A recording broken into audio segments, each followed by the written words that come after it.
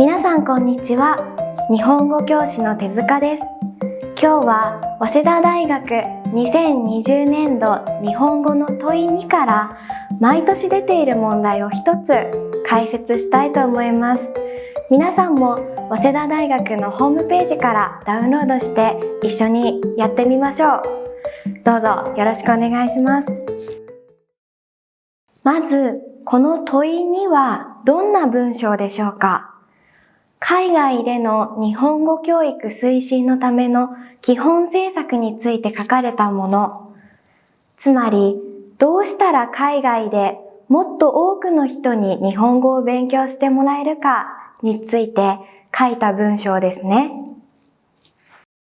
では、問題を見てみましょう。問い10と問い11は漢字の問題なので、自分で考えてみてくださいね。問い12です。この問題を一緒に考えていきたいと思います。問題文を読みます。空欄 A、B に入る語として最も適切なものを、それぞれ次のあからえの中から一つ選び、回答欄に記号で答えなさい。まず、選択肢あからえの言葉の意味を考えましょう。あるいは、これは A か B かどちらかを選ぶときに使う選択の言葉です。例えば、学校まで自転車で行くか、あるいはバスで行くか迷っている。自転車かバスかどちらか選ぶときに使う言葉ですね。いのところが、これは簡単ですね。でも、しかしと同じです。前の文と違うことを言いたいとき使います。なお。これはいろいろな使い方がありますが、前の文から話題、テーマを変えたりするとき、あとは前の文と同じ話題でもっと他のことを説明したいときに使います。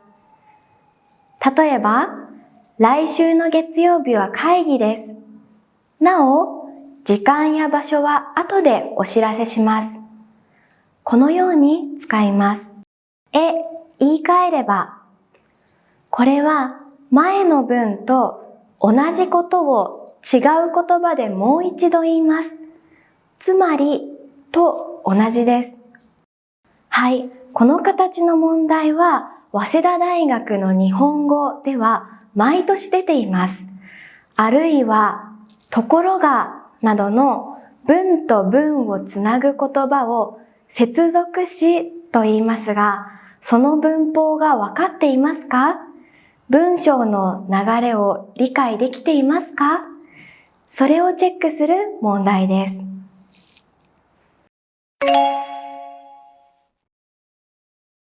さあ、では A を見ていきましょう。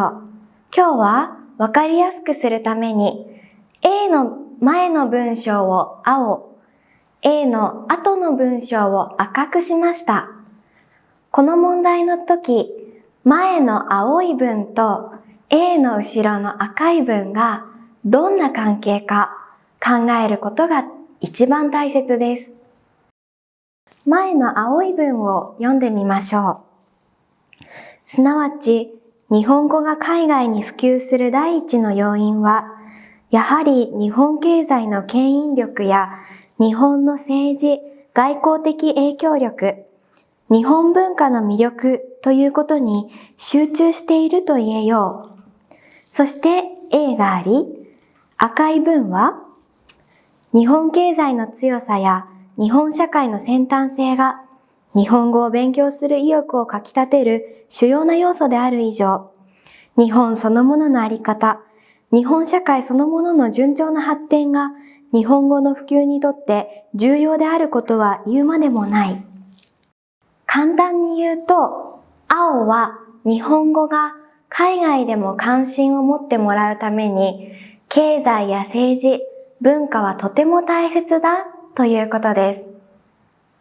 赤は日本社会そのものの発展が日本語を広めるためには重要だということですね。では、青と赤はどんな関係でしょうか？はい。X と Y の内容は同じですね。表現が違うだけで同じことを言っています。